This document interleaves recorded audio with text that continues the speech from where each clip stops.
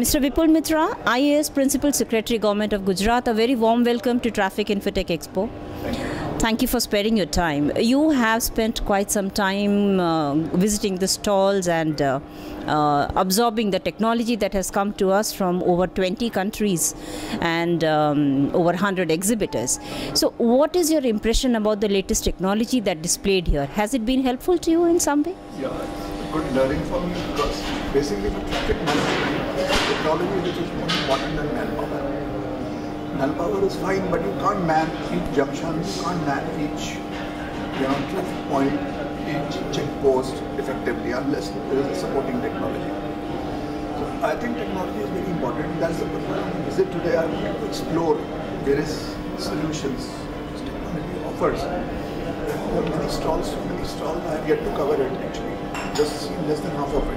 But some of them that you feel stood out, maybe something that perhaps you could take away with you to Gujarat. We're already into digitization of checkposts. Okay. Gujarat has about 16 checkposts, and the collection there is about over 350 crores annually, by way of various penalties, fines, overloading, over-dimension vehicles, and things like that. But we still believe a lot can be done, increase this income if we are better digitized, if we have scanners, if we have cameras, etc., which are very effective. Manpower-based things always leave a scope for leakages at the grassroots level. And human beings also cannot catch the speed of transport movement with that accuracy and precision which technology can. We really want technology to intervene, support us. And that will be helpful to you in the ports, that is your main responsibility, ports and highways? Correct. Okay. So vis-a-vis ports and highways, have you been able to identify something here? Yeah, I've seen some big bridges which are there, very nice big bridges on the outskirts of ports from them. So a vehicle which is moving at above 50 kilometers an hour without stopping, we can come to operate the vehicle. Dimensions based on the axle and all that, based on which we can calculate if the boom barrier may or may not open depending on the permissible vis-a-vis the actual weight which the vehicle is carrying. I think overweight, particularly overloading, is a main problem. It's a problem all the time. It's a highly industrialized state, and people have a tendency of overloading to save the cost. But when we talk about Gujarat, normally in its big cities like Ahmedabad and Surat, etc., the traffic is still, I won't call about Surat, but Ahmedabad, etc., traffic is very well managed. If you could give me a clear picture about the ports, because you handle that, what are your highlights, achievements, and what are your challenges still over there? Gujarat has about 1,600 kilometers of ports of the coastline, and there are 39 ports, minor and major put together. And in these ports we have private ports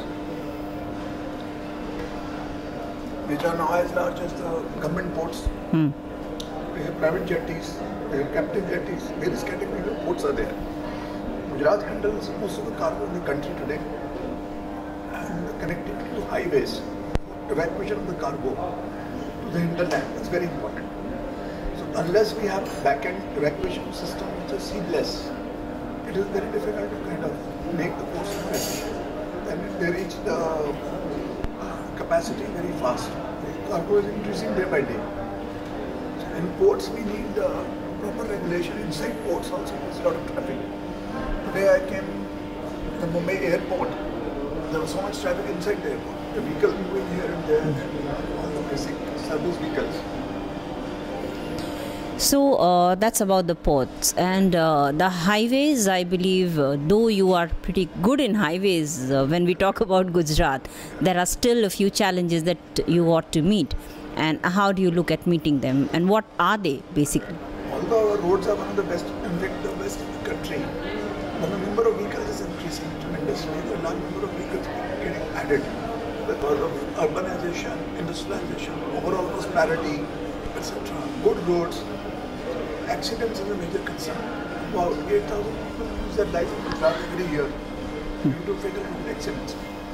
I think if we prevent accidents by use of technology, things like speed governors, things like chalams, like cameras which will catch the violators. All these things are very important. And stringent policies to be implemented, because that is where we fail. Correct. No, policies I think are okay. Implementation is a problem. Because, implementing police and manpower is very difficult. We have to implement it through technology. Once people know the same person violates traffic rules in Ahmedabad, but when he travels from New York, the same person is very, very conscious of his responsibility, because he knows there is a technology available in US or Europe, for that matter. The moment we get that technology into India and regulate the people, I believe they will get into proper discipline very fast. When do you think technology will start playing a major role, at least vis-a-vis Gujarat? It is being implemented to a great extent. I think there is no other alternative for the governments and authorities than going for a huge technological push. Technology is there definitely, but it is still in an infancy stage, I would say.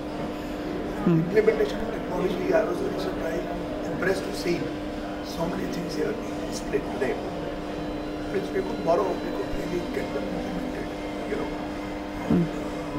on a contract basis, PPP mode, whatever way.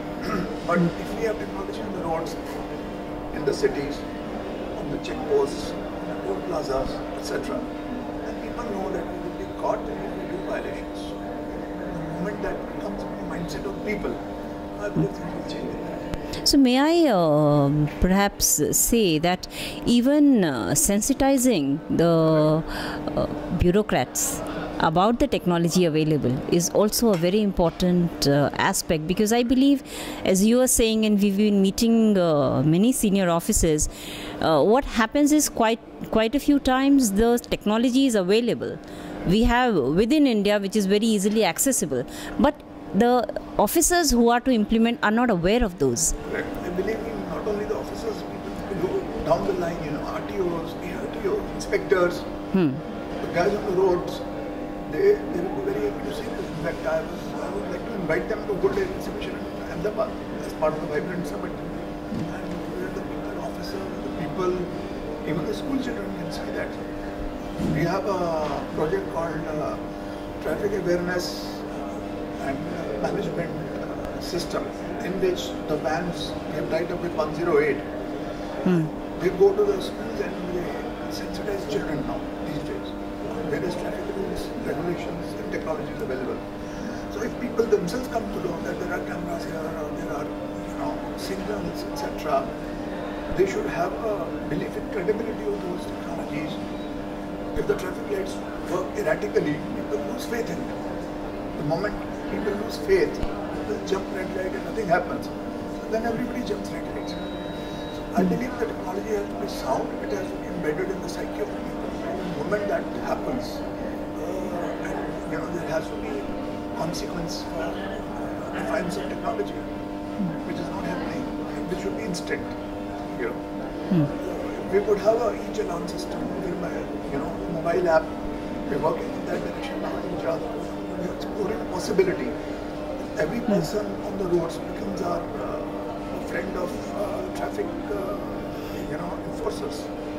So these days everybody has a smartphone. But if you see anybody else violating a rule, you can click his picture and geotag it and put it on the app. And automatically there will be a fine charge on that person and you get a share of that, percentage of that. Every person on the roads is an inspector. That's the only way we have to go. And can inform over the black spots, etc. It has to be app-based, it has to be mobile-based, and there has to be integration between various technologies, application, mobiles, clouds, and all this. So when you are moving on the road, you should be aware that you are being watched and everybody can catch you. Not only the guy in the Kakiwadi. Everyone should be able to catch you. That is the way. A very tricky question, and please do answer what you want to. Normally, at times when senior officers get to know about the technologies, it has to get a sanction from the political rulers as well.